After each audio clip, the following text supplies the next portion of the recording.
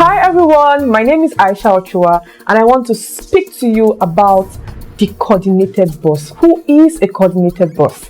A coordinated boss is a business owner that has been able to put together the right structure. Now, he or she is efficient, proactive, and has systematically put in place structures that can serve the business even in his or her absence. Now, you cannot be rude to your customers and expect your employees to be polite to them. You have to lead by example. You must set the tone for your business structure. You must determine and decide how you want your business to be conducted. If you have different responsibilities in front of you, prioritize them. Which ones are more important than the rest?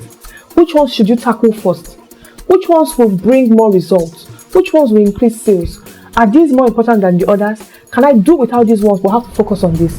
That means I have to start with the most important ones. And when doing this, you have to carry your team members along. Delegate. If you carry your business on your head, your workers will carry your business on their heads because that is what they see you do.